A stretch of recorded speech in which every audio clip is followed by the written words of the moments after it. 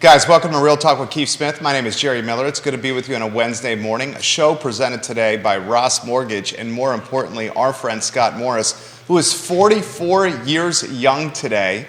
We're going to spend a little time embarrassing one of our good buddies and a guy that can help you get to the finish line when it comes to financing a house or an investment property or refinancing a house or investment property.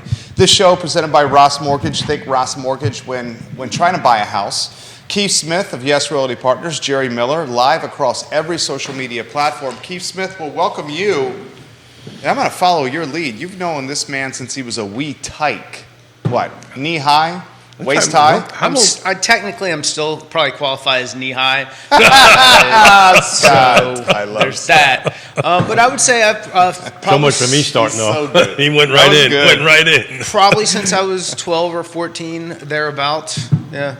Keith Smith has known Scott Moore since he was 12 or 14 years old. That's awesome. I love that. And now they do business together. Yeah. Well, we used to do business together. Well, hold it. No, maybe not. I used to collect a check. Yeah. Scott used to work for Keith's construction company, his custom home building company. And Keith often jokes the best thing and only thing that Scott did well was demolition. So there would have been nights where we would go out, and I think one night actually crashed in the upstairs of Jerry Miller's house on 14th Street, right there where up from Orbitz or there. I can't remember exactly. This is when I was in college. That was close. Scott was a little bit older than me. And who did you know in that house? Bullock. Oh, that's right. It's Bullock. That's right. And, great guy. Yeah, he was at the comm school at the time. Yeah. And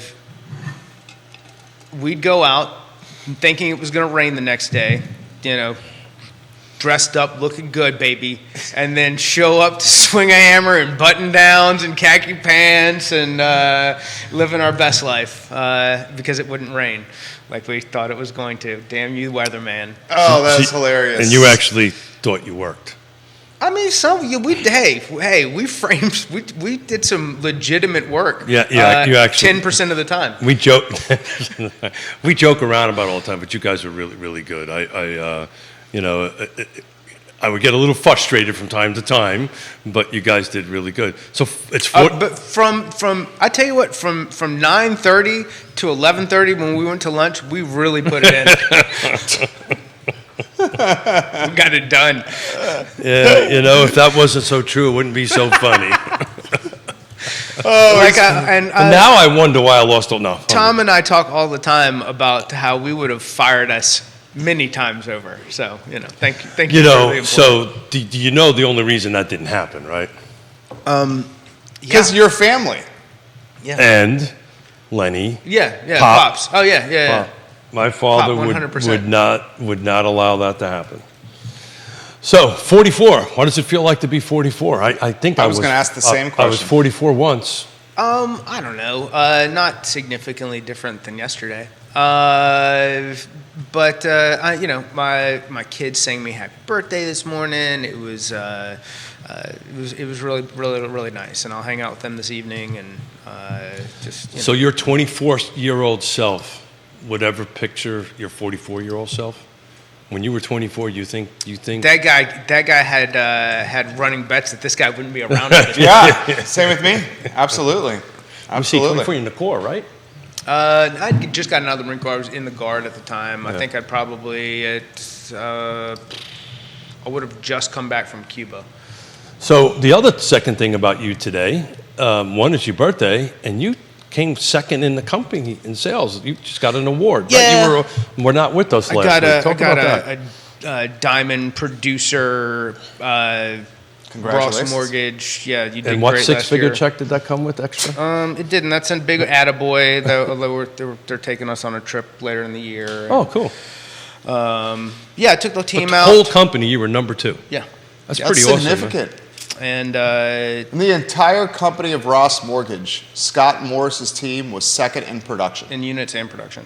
So that's legit. But put that in perspective, how many different states Ross Mortgage is in? I think we're in 24 states at the moment. So last time Scott, that's a big deal. Look how humble this guy is with something like that. I'm pretty sure that's about half the number of states in the United States. I'm pretty sure that's 50, about half. Roughly 50-50.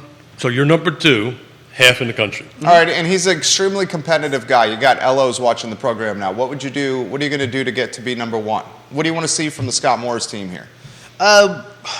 So probably a greater focus on some social media push. It's something that I coach to other people that they should be doing. And I do a good job of it when I'm doing it consistently.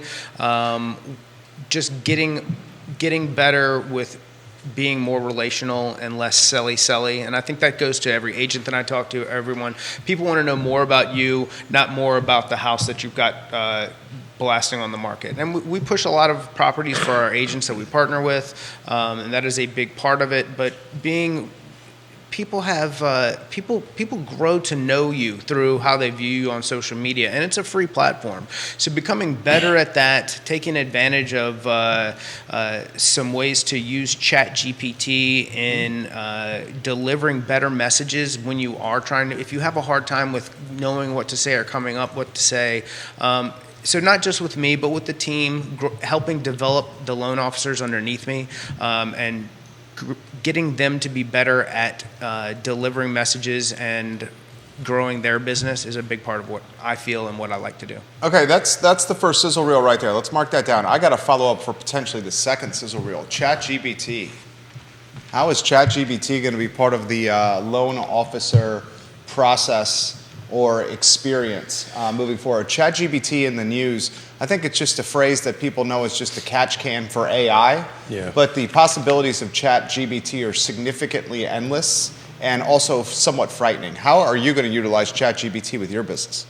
So I think in the long term, it's going to be building better bots for better communication when it comes to cold leads and conversion. And the number one thing is speed to lead and then generating some sort of genuine conversation. So I talk to people if they participate in some sort of cold lead system, and not going, okay, can I have an application? Here's a loan officer. Let's go see this house. A lot of it is a softer opening with more open-ended questions, such as, so are you just thinking of moving to the area? What about Charlottesville do you like so much? Being communicative in a way that you would want people to be communicative with you, not just slapping the sell button on everything. So as that progresses, and having a learned AI system that can respond back to people in a better way is going to be a better collection of data and be a better way to get people moving in the process. There you go. That's content right there. That's legit right there. I'm curious to see how you roll that out. I'm also trying to figure out how to roll ChatGPT and the value proposition that comes with that into my businesses, because I think we're at this frontier and it's still unknown, but the early adapters are going to get market share, and the early adapters are going to have efficiencies that are going to help them get market share. And the same thing exists with social. And we're years into that, and there's people who do it very, very well, and the people who do it very, very well come across more human than the people who come across more plastic. 100% agree with that. 100% agree with that. Keith Smith. Yeah, so it's interesting. I was working on numbers today, and I'm not so sure this is a good tie-in, but I was taking a look at all the jurisdictions on volume of sales, right? And what does this year look like to the previous years, right? So we're kind of in a 2015 and 16 volume. And back to this AI thing, how it's going to, I think is going to impact what we're doing here. We're going to probably lose about 30% real estate agents, because I took a look in 2015, we were about 1.25 million agents, and we're roughly 300,000 more units now. But, if to this AI thing, I think it's going to be a great thing, like social media, to help get clients educated, but ultimately it's going to require FaceTime. To make a deal happen in 2015, when you had 70 days on market, 60 days on market, is very different than it is today. So I don't know. I might take a contradictory position on it. I'm not so sure AI is going to be all that impactful in the real estate world. I'm probably wrong. I just don't feel like. I think where Scott's talking about where it could be impactful is just making business more efficient. He's talking about steps becoming potentially more efficient, which could create more free time for what you're talking about, which is human connection. Yeah, and Isn't maybe that what you're talking about? That's a better way of saying it. So it's very entry point. This is always going to be, and the reason that the fintech, the financial technologies, and all these things won't put us out of business is because there's a level of complexity to dealing with each individual and their snowflake problem. Yeah, this is nuanced. And when you have somebody who's selling a business who you can't get P&L items from, the AI isn't going to go, well, maybe we should get them from their accountant instead, and help unburden them with that. And there's really a nuance to every individual. I know that there are certain people that I don't work as well with because of probably how curt I am at times. However, at the same time, there's a huge part of the population who appreciates that, and I have people tell me all the time, gosh, thank you for not just being telling me whatever it is okay, and telling me this is what you need to do in order to get to where you want to be. And, I don't know, AI can't do that.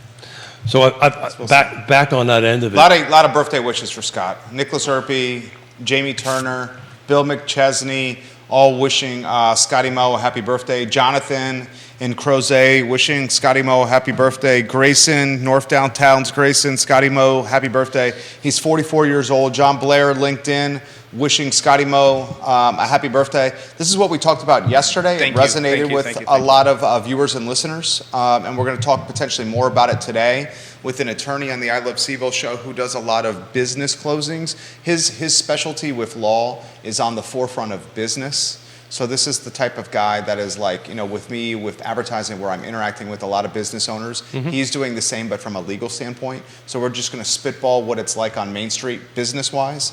We talked this stat yesterday. There were 688 homes sold in Q1 of 2023, which is a 23% drop in home sales versus Q1 of last year. Basically, $86 million less of sales volume, quarter over quarter, year over year. And if you look in the building permits pipeline through the first 2 months of the year, there's 202. Historically, 202 is a lot for this area, but let's cut to the chase. 202 is not going to make a huge impact here from a building permit standpoint. So here's the question I throw to Scott, and as Judah marks the time here, how do you characterize what's happening now?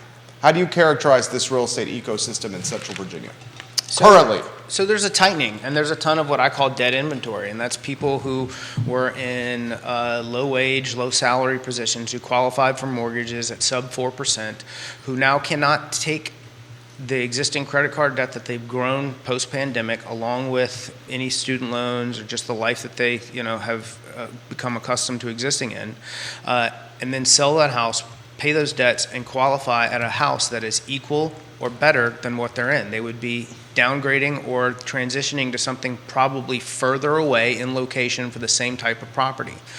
And then on top of that, you've got a number of people who just aren't ready to make the move because there's not enough inventory to support that. So what you're truly seeing is people who are moving for death, divorce, job, and retirement. And that is the inventory that we're focused on, people coming in for jobs, and there's more people coming in for jobs as job growth exists, so that's why we're continuing to see an appreciation in value. And you're going to see a number, and I think Keith and I talked about this off camera and before the show, you're going to see a change in the number of professionals in the industry, and you're going to continue to see a very competitive environment no matter what the interest rate level remains at for the rest of the year. Although the big mortgage world pros say fourth quarter is going to be the biggest quarter of the year, and to that I say, let's go, baby. That was the best Sizzle Reel he's ever done. Can you cut that? I want to play that on the I Love CVille show. My question into his answer right there, the most succinct Sizzle Reel he's done. I 100% agree with what he just said there. Absolutely, but I want to ask a specific question because Jerry asked me this question on Monday and I didn't have an answer. The demand is demand based on life issues. Well, that's actually death, not divorce. Yeah. I mean, that's what it is. I get that, but I'm actually. I love it, Scott. I'm breaking this down to our particular market. So the only location, Fluvanna, Nelson, Greene, Charlottesville, Albemarle, Augusta, and Waynesboro, the only location that had more sales year over year is Lake Monticello. Lake Monticello is up roughly 20 units per sale. Every other jurisdiction is down, like Jerry said, 20%, so forth and so on. And Jerry asked me that question on Monday, and I've been racking my brain and looking at it on the why. Why is Lake Monticello more, in your opinion, more units sold than everything else? Because Lake Monticello has had the most explosive amount of equitable growth than any other area in the Tri-County or Quad County area, what you want to call it. You're talking Central Virginia. Central Virginia. What's equitable growth? So that means that the guy who went in and bought a house 5 years ago at $180,000 now has a $320,000 to $330,000 home. Okay. Exact numbers, in 2015, it was 180. It's now 345. Look at the big brain on Brad, baby. 44. That's a Pulp Fiction I reference. know. I got it. 44-year-old birthday. He's bringing the passion today. I would challenge the equitable return at Lake Monticello, the percentage and the stacks of paper earned, and I would stack it up with Glenmore. I would love to see Glenmore's equitable return over the last 3 years. Well, I mean, this is all about Scott's awesome day. You're talking 40% returns in 3 years in that neighborhood. I would not disagree with that. Because it had a similar stigma to Lake Monticello, but a different price point. On all the homes, or in the old unit, the older ones had the biggest amount of growth. It's the same thing that happened at Lake Monticello, where there was this like dull or this lag at Lake, where the homes wouldn't sell and you couldn't give it away. Same at Glenmore, but just a different price point. And then both neighborhoods caught fire because of COVID, because people needed stuff to do outside. They needed walking trails and pools and golf courses. So and I need tennis, to correct. which Lake had it. I need to jump in here. Please. I'm talking volume of sales, not sales price. Sales price have gone up in every jurisdiction.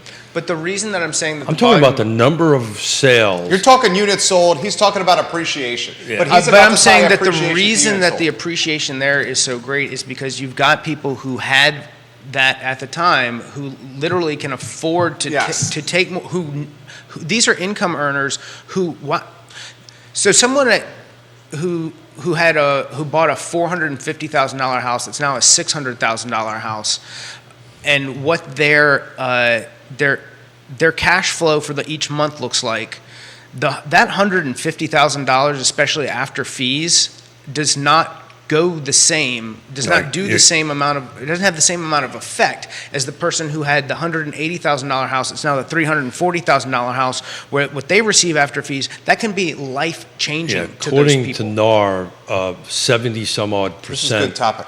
70-something percent of people have at least $100,000 worth of equity in their home.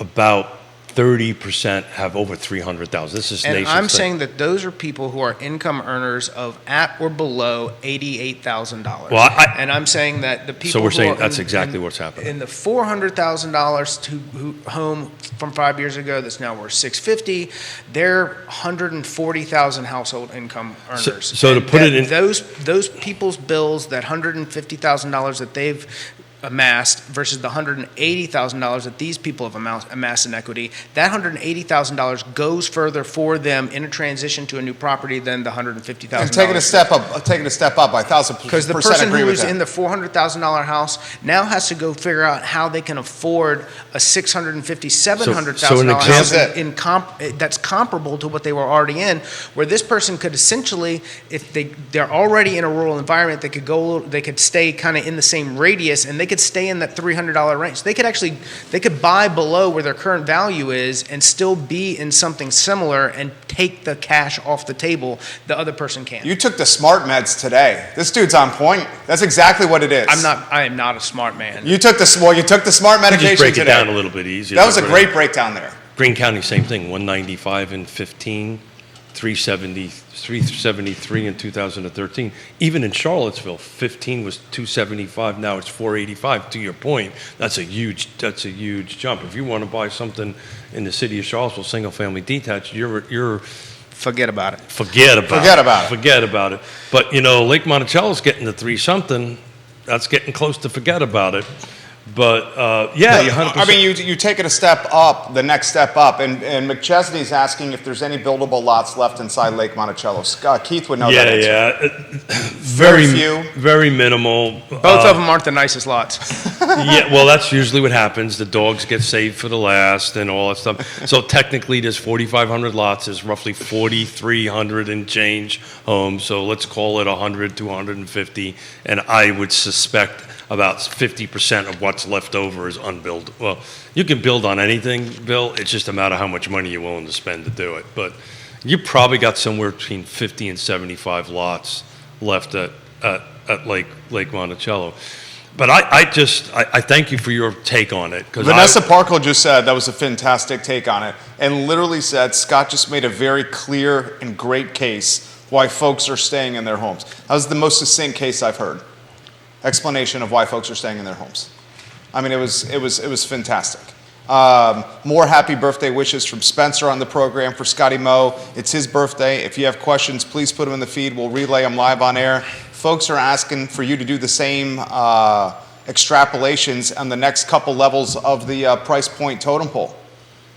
On the fly? All right. A little sip of coffee. It depends on but the neighborhood matters too. That's exactly right. So that's where this all right, it's kind of like... That's the point I'm trying to make here. That is, and I say so let's say everybody in Glenmore wants to move to Farmington, because for an ego point, I think a lot of them do. And there's a lot of the people people watching who that are live in Glenmore. Farmington aren't putting those homes up for sale. Yeah, those never go for sale. So where are they going to go? That's true. Where's your next neighborhood? Where's your next step up? That's why that price point gets so much more sticky. That's a very short answer there, but when you look at if you want to be in the neighborhood environment, you can go out, they can sell those homes and build a custom home on land outside of that, but then they have to travel to the club. Then they've got to, you lose the neighborhood feel. You lose the neighborhood feel. Your Especially kid with can't young get in a kids. golf cart and ride up to the pool. Sidewalks, all that stuff. So that's already a challenging environment. So when you get into those price points and those highly sought out neighborhoods, it's difficult to move that feel from one place to the other, and not just the feel. What do we all love? Why do we get our oil changed the same place? Why do we go do all these service driven? Why do we stop at the same Chick-fil-A when we know the line's a pain in the ass? Why do we do all these things? Because it's easy for us, and we want easy. And the more difficult you make these moves, even to get what you want out of a home, if you've taken all the easy things, if you've made the rest of your life harder to do it, you're not going to do it. I think my good buddy and fellow squash player, Andrew Hardy, watching the program of a fantastic brokerage. Andrew, jump in and offer some perspective on what we're talking about. You're absolutely on point. I want to relay some comments here from Jamie Turner, who's watching the feed. He says Google Bard is Google's version that is connected to live internet and other Google applications, where ChatGPT is limited to their 2021 trading data. Both tools are very powerful nonetheless. And he's also offering you some suggestions of what to do today in Culpeper. He says, happy birthday, Scott. Rep the pet, baby. Got to start the night at It's About Time, and then hit Brick City. New pier for a little nightcap. Brick City? Where's Brick City? Brick City, New Pier. Is that what he said right here? I don't know Culpeper that well. Scott Morris is 44 today. We're offering him some nightcap and night activities to do. I can get down with That's that. from Jamie Turner. So where the pier was, and I don't think that's it, because there's supposed to be some more high-end Tex-Mexy taco place going down there soon, supposedly. They're like a chain out of Northern Virginia. It's like a local chain. This comment's come in specifically for Keith from Jennifer. She says, why does he think a third of the agents won't be here if this continues? That's a great question, and I've got your Glenmore numbers here when you're ready, and it's actually going to be a bit shocking to you. Brick City is a new restaurant that has the same vibes as the pier. I'm being Oh, he's being facetious. I got you. Facetious, gotcha. Because if you were not in the business in 2015 or 16, when the volume was last at this type of volume, you don't have this, you just haven't been through the process of knowing how to do it. So the agents that have come in during COVID, so all these agents I think that have come in lately, they're going to have to go through a pretty tremendous learning curve and learn how to do business. Now, we're helping, Scott's helping, everybody in the team in the food chain here is helping. But some people are just going to, all of a sudden they're going to go from making a lot of money to not. And oh, by the way, it costs you about $5,000 a year just to hang your license. I think you're just going to see people migrating out. It's what happens, ebbs and flows. But back on Glenmore, no new construction. I pulled that out on purpose. I think you probably should. Yeah. 18 sales year to date in 23, 3 days on market, 938. Same time frame in 2022 was 13 sales. So you've got more sales this year than you had last year. 5 days on market, so a little bit longer. But it's a bit of a price drop, 949. But back in 2018. That I would love to see this number. 2018 versus 2023. Yes. Yeah. Please. You ready for this? Yeah. Dude, I think it's like 30-40% appreciation. So on appreciation, it goes from 569 to 938. I mean, that's what I'm saying, dude. But you know how many days on market it was? In 2018, dude, the homes, I bought 190 days. I bought our house in March of 2020. You don't want to hear this. I've said it before. Unrepresented. Yeah. And they were... It's allowed. They were begging me to walk the property. Begging us to come back to walk the property. They couldn't give the homes away. The homes were sitting in this neighborhood for like 8-10 months, a year plus. That was normal March of DOM. 2020? So what's that? In March of 2020? Yeah. And this was when people thought the world, in March of 2020, they thought the world was going to come in. Yeah. We had to go into this home 73 days. with latex gloves on. I Latex remember. gloves on, mask. Like literally, we thought the world was coming to an end at that time. So your median sales price in 2020 was 635, 73 days on market, 20 units sold, which you were one of them. Yeah. One of them. And now the median in Glenmore is what? 938. It's absurd. And they're selling in 3 You had a little bit of a days. drop, not much, but just a little bit of drop year over From year. 945 to 938. Correct. And that's the interest rate environment, probably influencing that. Right. But the DOM at But you had more sales though. Fair. The DOM at that price point is 3 days at 938. That puts things in perspective. And I don't even think this So anymore. that's what I was looking at.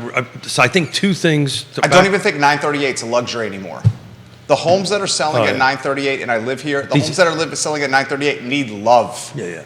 They need love. I'm talking like 100 G plus of love. Yeah, that's median. If you take a look at the average, the numbers are kind of all over. We're talking, people are putting $250,000 in after but buying. back to the question about why agents are going to get out, right? 2018 in Glenmore, 2018, that's only 5 years ago. You were 189 point something. You were 190 days on the market. That takes a different set of skills. For sure. To navigate. Cash flow management. No, just as agents to navigate the seller and the process. 190 versus 3.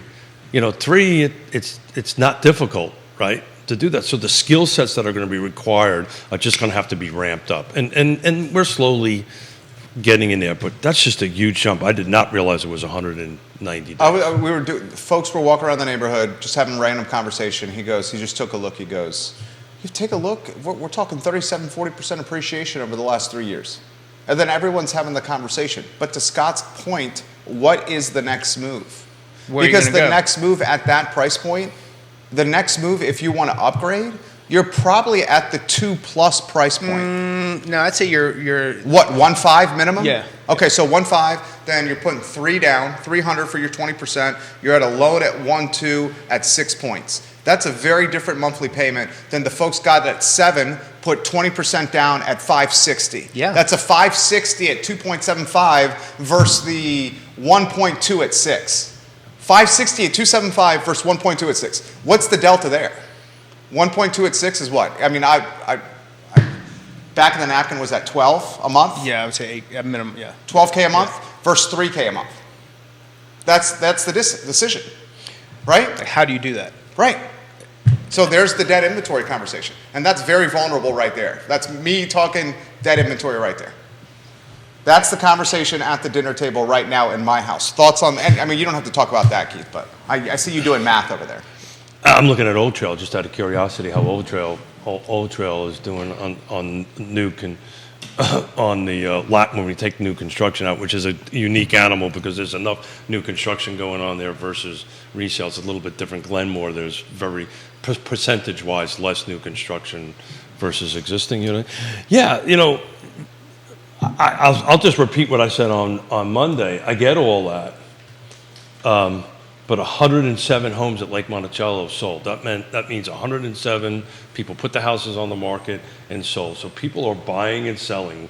People are reaching out to Scott to go ahead and do pre-quals. People are reaching out to us to go ahead and try to sell and help us navigate this market. But you know, that just blew my mind. I did not do the Glenmore numbers. I knew it was different. I didn't think it was in 100 plus difference, almost 200 days difference.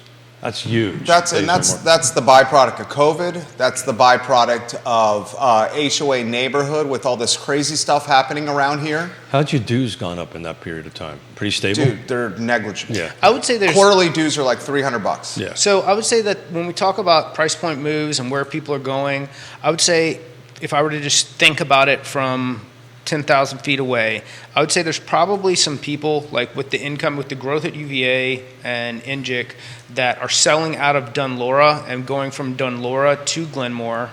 There's people going from, there's probably some retirement and some cash out of Glenmore itself. That's probably with some out-of-staters, moving for jobs, people who are just downsizing in general. That's probably driving some of the activity there. And then maybe some, and then there's always your filter in from out of state that's coming in as well. Augusta County, right, to talk about the other side of the mountain, single family detached, no new construction. 2023, there was 195 homes sold. In 15, there was 48 sold, but in 18, there was 240. Jumped from, in 15, from 165 to 28. Old Trail, just looking at days on market. This last year to date, there was 6 days on market. In 2018 was 117. To your point, kind of the same. I know they're very nice, but I cannot wrap You're talking Old Trail. My mind yeah, around. I had the same time, same difficulty. The townhouse condo stuff out there. The cost for that to me is just like the difficulty I had with Old Trail was the postage stamp lots. We've sold quite a bit. I mean, you're talking about you're talking about that. I'm talking about even small. I'm talking about with the attached property. What the attached is going. That stuff's expensive. The attached stuff. Yeah, because it's new. We've sold quite a bit over there. And everybody that's bought, they absolutely love it. I think it's a community feel. It's the community thing, for sure. It's a community feel. It's how Crozet feels. It is. Y'all like people a lot more than I do. Well, and I'm actually helping. We just got the phone call yesterday, and which you'll end up getting a phone call. I'm helping somebody want to sell one of their townhome units to do a single family detached out there. In Old Trail. In Old Trail, because they just absolutely love it out there. They're also huge golfers. Single family detached at Old Trail, what is that, $1 million starting? Can you find something, maybe what, 900? 8? Is that right, Keith? Well, I was looking at souls. I didn't look at actives. 750. I bet 750. For detached? Yeah. That might be entry. That might be very, very small entry. Let's see. Well, we'll I'm find going out. MLS We'll find right now. out here in a minute. No new construction in Old Trail. There's only one home for sale. And what do we got? 9 and change, right? 825. 825? All right. We were in the middle. New construction's at 9. New construction. Well, yeah. So that's an interesting stat. I looked at that. It's interesting. I mean, the attached property, Scott, start at 5.5. Yeah. That's what that to me is like bonkers, right? Albemarle County, new construction. So this is something I've been tracking. New construction is picking back up in a big way. Albemarle County, because when I was looking at all these units, I was looking at new construction. Albemarle County is the only jurisdiction that jumped up. Last year, single-family detached new construction in Albemarle County was 705, now it's 850. By the way, in 15 it was 512. What do you make of that? You're starting to see a lot of I think. What?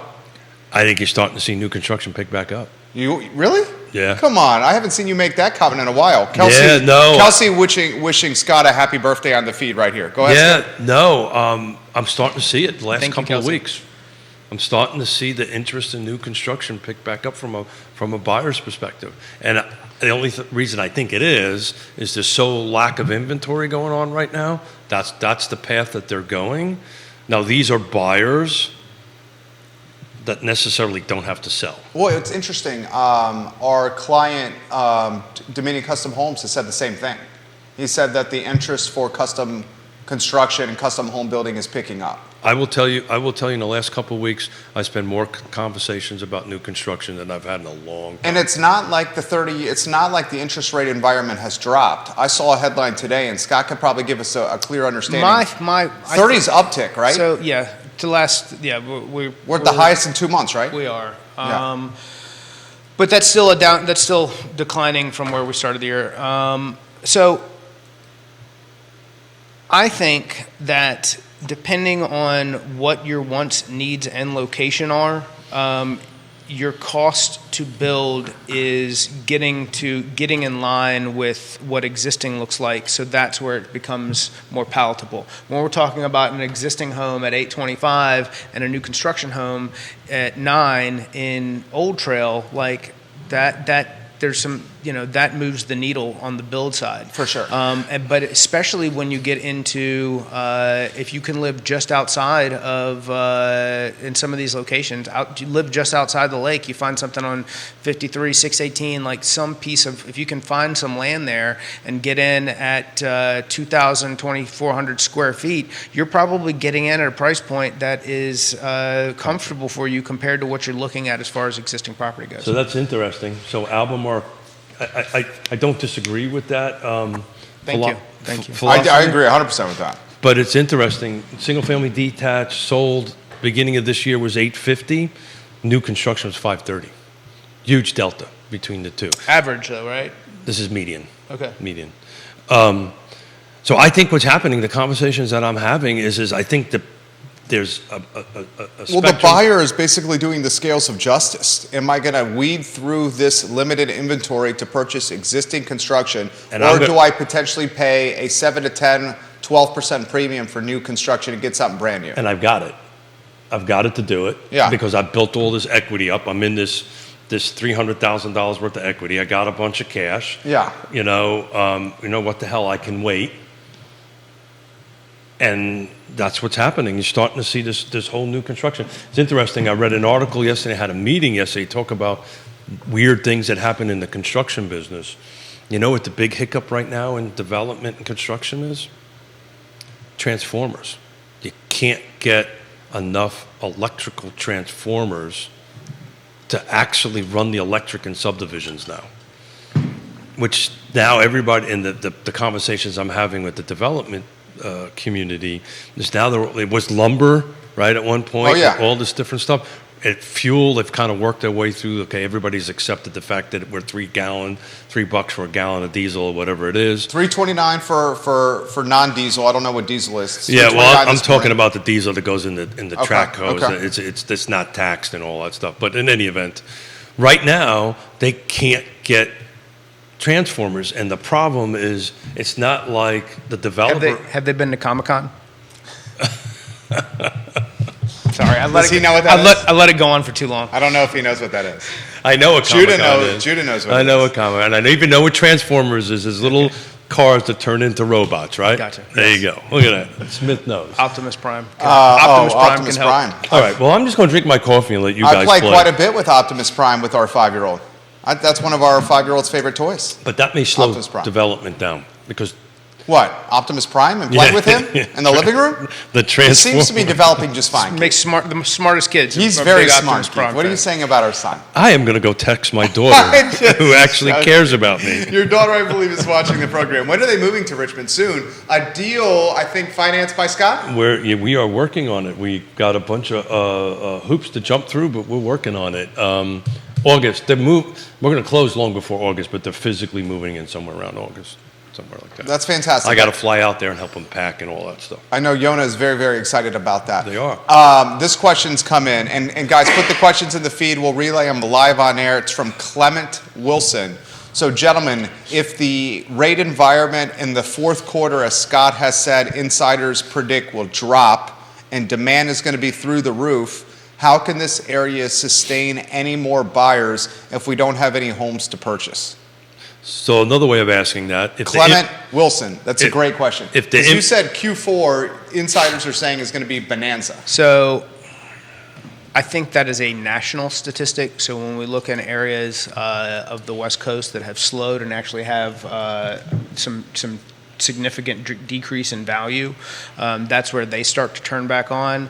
I think here we're going to be pinched in the same type of inventory challenges that we're continuing to see. However, there will be more people who through this year, and I say this not in a like happy let's go attitude, that are going to face some credit concerns through card accumulation and existing debt, that are going to be forced to take the cash out of those properties. Now, whether that's done through a cash out refinance, or if they get too behind the ball to where a cash out refinance is no longer a viable option for them and their only option is going to be to sell and then find something to rent, that's going to put more properties on the market. So it's not a happy let's go kind of feel to it, but I think that's going to be a big part of what happens. Agreed, Keith. So to add a little spin to that question, so all that is going to happen with inventory turnaround that's the same as 15 and 16, because that's where we're going. We're going to 2015, 2016 volume, another number of units coming on the market and sold. And I just took a quick look. In 2015, interest rate was roughly 4%. So to the point of what I was just saying, if you happen to be somebody or you happen to know someone, before they get into trouble, Oh, yeah. We even though they'd be biting the bullet, taking the higher rate, the 7%, the 6.5%, the 6% interest rate is still going to be lower than the 23% that's burning them up credit card wise.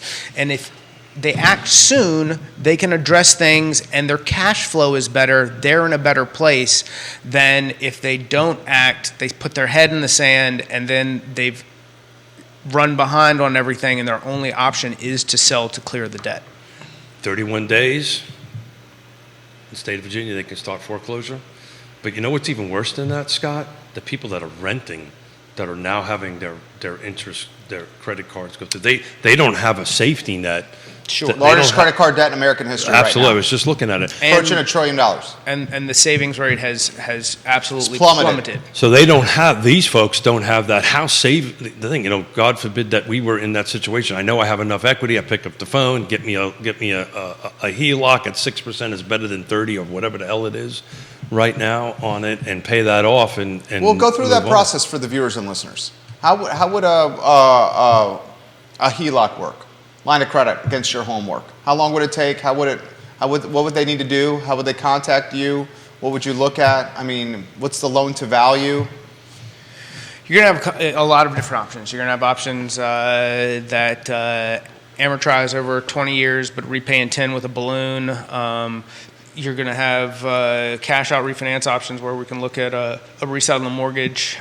Different things are going to, it's going to be different strokes for different folks as far as what your equitable position is, how much money you actually need, we can have that conversation. Do I need to refinance my primary loan, or can I just tack on to it a new So if HELOC? you're with a HELOC, you can just you can tap into the equity without refinancing. That's the primary. huge. That's a huge piece of information to get out, because a lot of people I'm talking to, because when they have this situation, I'd say reach out to Scott, and I don't want to refinance my primary loan. It's at Sure. 3%. So you leave that alone. which is great news. You go ahead and get whatever, 50 grand, 25, whatever you need to fix your credit card debt. That's a separate loan, separate deed of trust, correct? Correct. Got it. There you go. That's good information right there. That's freaking awesome. A lot of people don't know that. And that may be keeping them from doing the refi business or the HELOC business with Scott. It more importantly does is it gets the credit card debt Gives them a lifeline. That's down to manageable. And then if they want to go ahead and buy, it's a different conversation with you, because it does not huge credit card debt impact their ability to buy. Absolutely. So now you've just took that off the table. Yes. We've just hacked that out. We just took that off the table and say, look. Now, there's other solutions for that. If you're planning on selling and buying, I wouldn't have you go through the expense of taking out a cash out or a home equity line of credit. When we sell your current house, we'd hold that money in escrow for going into the future purchase, and I would have you pay those debts at the purchase through title. So I would collect all the statements, and then those existing debts would be paid at closing on the purchase. That shortens the paper trail that we have to go through, and at the same time still allows you to clear that debt, and it's executed through title with the money held in escrow from your sale. I like Dang, that was a great explanation. Damn, Scott. You're doing great, man. Must be because you're 44. Yeah, well, you know. For the coffee. How many do you do like that, Scott? A lot. You do? Yeah. So, That's almost like a bridge loan. That's something like I get asked a lot about that. The bridge loan? Yeah, people who don't want to can't have the property they want prevents them from making a contingent offer, meaning contingent on the sale of their home. So a bridge loan is essentially a HELOC, and it's just if you don't have to do it, don't do it. It's an added expense that I think that you can probably, with the right agent and the right attitude, get into the house that you're really looking to buy. Yeah, I think in that scenario, you talked about the hack a couple weeks ago. You go and sell your current house. Yeah. And then you use the period of selling your current house to aggressively buy the next one.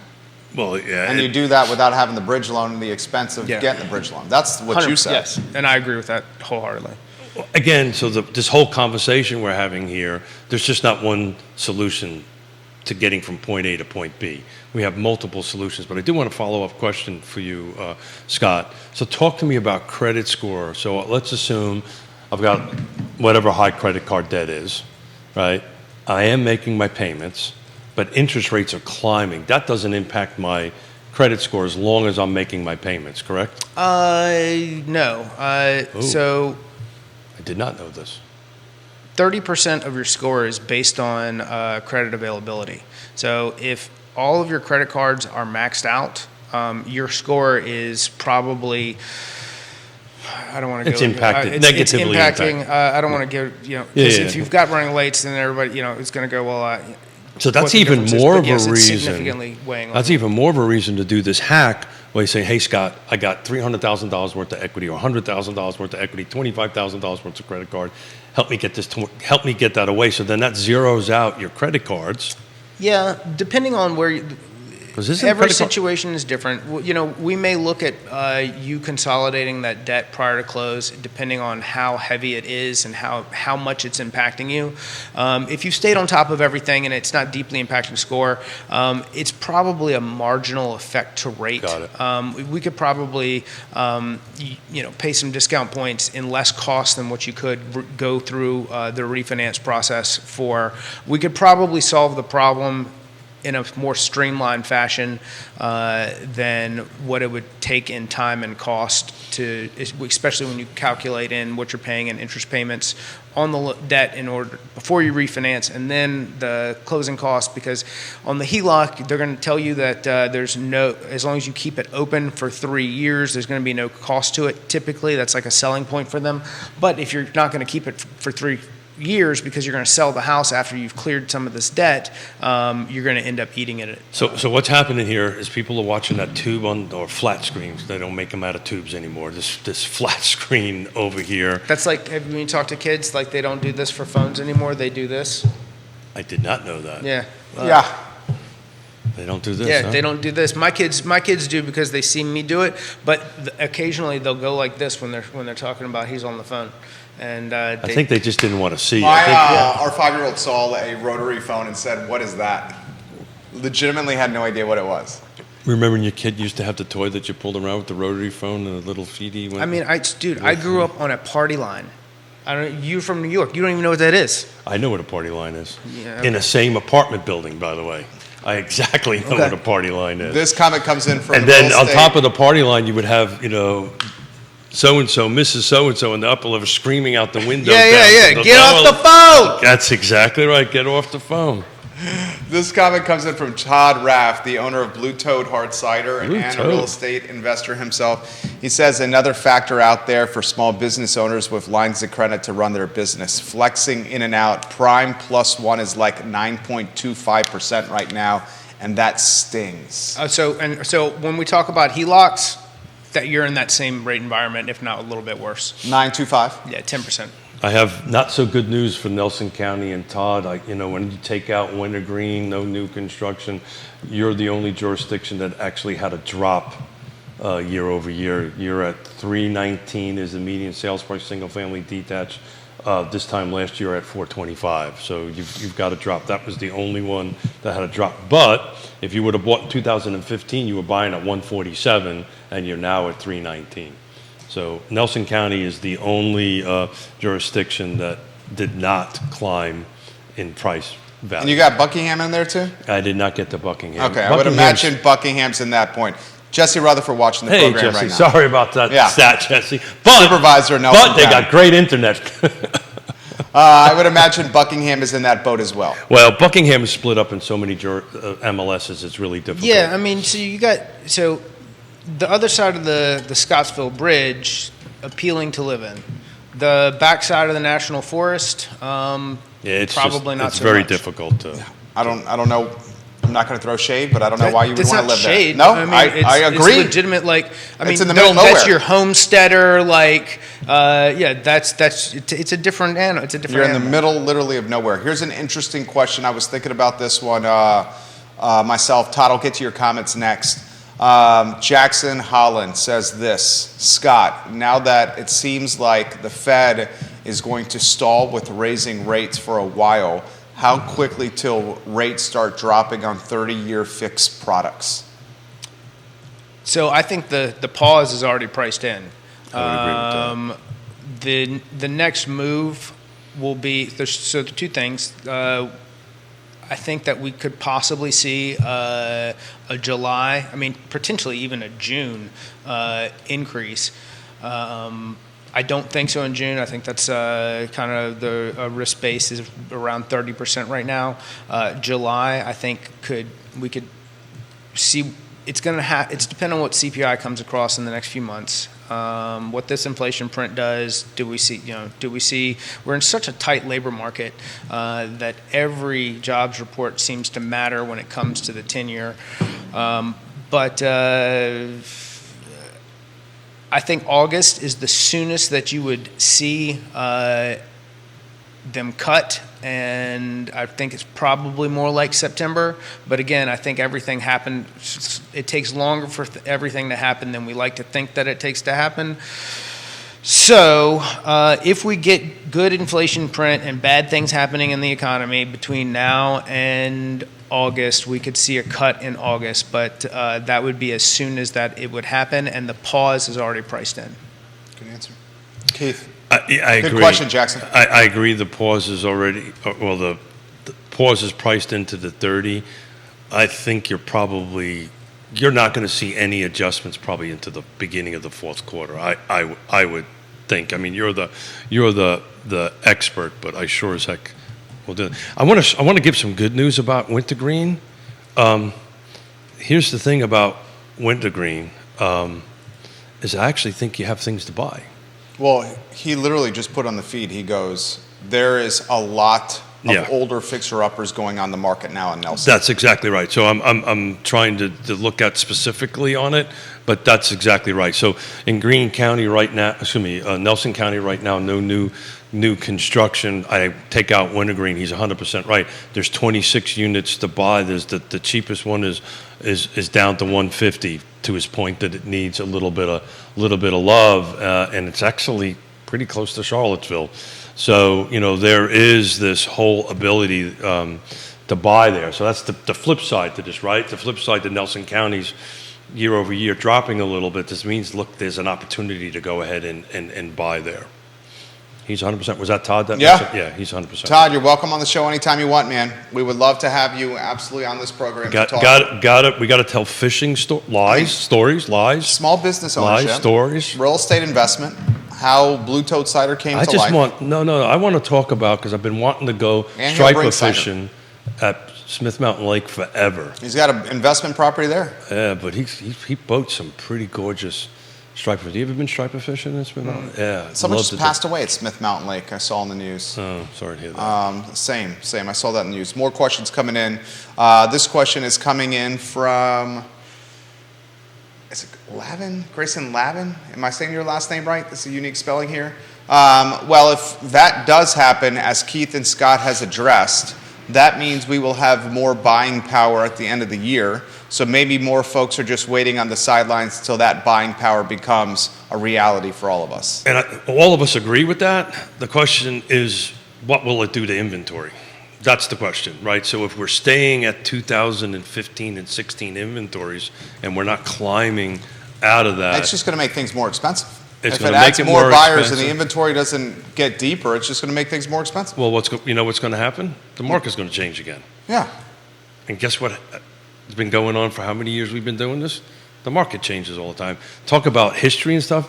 I mean, you're basically saying fourth quarter is going to be a bonanza. I remember. And into Q1 of next year could be a bonanza. I don't think it will. I think bonanza is a big word. More buyers. I think no inventory though. I think there's more chasing of tails. I think regionally, I think there will be pockets Yeah. that will see improvement, and there will be the same areas that are very sought after will continue to be to see appreciation. And a lot of people say, well, how much can they can appreciate until somebody says, you know what, I'm not paying for that anymore. I'll send you my. That's where I'll send you my 22-year spreadsheet. It's 5.5%, all the jurisdictions, and that counts the time of great unpleasantness. So over 22 years, we're averaging roughly 5.5%. So somewhere between 3 to 6% is the average appreciation year over year. Then you get, what we just came off of. Well, and this is the reason why I keep on going back to 15 and 16, which was I feel, more of a normal market. We just came through like the 3% thing, right? Don't get used to this double-digit appreciation year over year. That's not normal. What normal is somewhere between 3 and 6%. The Marine Corps teaches you this little they actually ditty taught you when something? Really? When you're going through boot camp. It's as if you were actually like going through something. It's called "I'm up, you see me, I'm down" for when people are shooting at you, and that's kind of like what the market does essentially. Does that usually that involved grunting, if I remember? Well, one grunt was stand, two grunts was sit down. Yeah. Multiple people inviting you to Smith Mountain Lake on a boat. I'm in. I'll bring my boat. I'll bring my boat. Multiple people on the feed right now. You have a boat. I do, yeah. When's the last time that boat's been in the water? It rained on it the other day. Is the boat in your driveway? It rained on it the other day. Okay. Yep, boat's in the driveway. All right. Boat's in the driveway. It's all serviced, ready to go. But hasn't been in the water in 2 years. I know, Todd, that is very sacrilegious, and I apologize. Brian says, does he expect the refinance business to uptick at the end of the year? That's a great question. Yes. Yeah, they're going to get lower, I think. And Todd says, what do you think? What do you think the purchasing? Are you going to see like a ratio by the end of the year? You're going to be doing a little bit more refi than purchases, in volume-wise. I don't know about that. Well, I'm very purchase driven as far as how I build my business and my focus towards attention on my agents. But I think that you'll see an increase. There'll certainly be the people who purchased last December at 7.25 might go. It's time to go down to 5. What can we do here? Well, that's a strategy too. I mean, that's people are doing that strategy. I think that's why nobody worried. This whole fear of 6% to 7% was going to stop the market. I don't think they calculated in that people are a little bit smarter than that and say, look, I'm still going to do this and refi when it gets down. It's still cheaper to do that than pay the man rent. Sure, but I mean, the other thing that's really the fact that people are going to keep on peopling and keep on making little people. And they got stuff that is going to continue to drive activity. If they can afford to do it, they're going to make the decision. Keith, you're getting zinged here with the yard art and the land yacht that you have in your driveway. That's not a zing. That is absolute Yard truth. art and a land yacht Keith Smith does have. But it's washed, it's cleaned, it's serviced, it's ready to go. Just hasn't seen the water yet. Give the viewers and listeners a sneak peek into your next 2 weeks. He's going to be on hiatus for the next 2 weeks. I'm heading up to New York tomorrow to ride an 85-mile bike ride. So Quentin Beckham and Lee Elberson on Friday on Real Talk. Monday will be Nikki and a couple of guests. Wednesday, you've got it. I think Quentin's covering the Fridays I'm gone. And Neil Williamson in the mix as well. Neil's in the mix, yeah. So any fellow New Yorkers that are watching, just to put perspective what this race that I'm going to do on Sunday, they shut the George Washington Bridge down, and 6,000 cyclists are on it. That's the busiest bridge in the world, is what they say. But New Yorkers tend to stretch things a little bit. But they're gonna. If you ever driven across the George Washington Bridge, just imagine that being shut down, and 6,000 people are going to be in. How long's the race? It's 85 miles. It'll take me, if I'm lucky, about 6.5 hours. Okay. Yeah. There you go. You going up there by yourself? I'm going up by myself, doing a little grandbaby watching on Friday and Saturday, and I bought an extra roll of duct tape, so we'll duct tape them together, and it's a lot of fun to watch them jump around. Scotty Mo. I'm only kidding. Scotty Mo, how will you celebrate 44? I'm, dinner with the kids and the fam tonight, and I play a little bit of golf over the next couple of days. There's a spring handicap in Culpeper that I'll be playing Saturday and Sunday. I'll be playing at Glenmore tomorrow. Very nice. Keep it in the short grass. Just work, helping the team, helping people buy homes. I'm going to coach an agent today at lunch and kind of just do the things. I have to give you a shout out. Everybody on the Keith Smith Real Talk with Keith Smith Partners tab, you pull it down, you call him, you'll get a phone call. But dude, I call you at obscene hours, and he picks up the phone and answers. So it's a hat off to you. That's what you want to get out there. I called you this morning, which I did not realize it was your birthday, probably in the middle of your birthday celebration with your kids. So thank you for picking it up. Yeah, no problem. So I talked to a brand new borrower last night. We got a pre-approval, went out this morning for him, and that was 3 people after 5 o'clock last night. And the key, what I like to convey is, if you need something and have a genuine, let's talk through this, figure this out, how does this work? Dude, I want to help you. How much you're not taking that much away from me for me to have a quick phone call. Now, do you want numbers on 5 different properties for coming up into the weekend? I'm probably not going to do that with you at 8 p.m. But at the same time, text me the addresses and you'll have it in your email by the morning. I love it. He contacts people. He will get in touch with you. Scott Morris, guys, number 2 in production at Ross Mortgage. That's something else, man. Thanks, man. This is a nationwide company. Last year, and what was crazy about this last year, and I hate to dwell on but going through, so in hindsight, last year was kind of crazy. So we talked about this previously on the show. I went through some cancer treatments, and by that I mean for 5 months I went through chemo and chemo radiation, and I went to Northern Virginia every day. I'd wake up at 4 a.m., drive up, and have radiation treatment by 6 or 7 a.m., and I was back in Culpeper by 9, or in Charlottesville. I shot the show on days that I drove all the way up, and I would drive on back. Meds. On bad, just kind of really going through it, and And that's not a testament to me. That was a testament to the people I put around me that made me successful. And I thank every single one of you for helping me grow and the people inside of my team grow to where we are today. Love it. Good Yeah. things happen to good people, and he works his ass off. I mean, good things happen to good people who work their ass off, and that's what he does and the team does.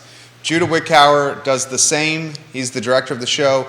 Keith Smith on hiatus for 2 weeks. He's back in June on the I Love CVille Network. You will be missed. June 5th, I'm coming back. You're back June 5th. Enjoy your time with your family. I am. The I Love CVille show is up in approximately an hour with Justin Ritter, who's an attorney that operates in the entrepreneurial space and the business space. So you're really going to get the lowdown on what's going on in the small business ecosystem here in Central Virginia from him. Thank you kindly for joining us on a show today presented by Ross Mortgage. We'll see you in an hour. Take care. Hold on, boys. Scott, excellent work. Thank you, sir. Thank you.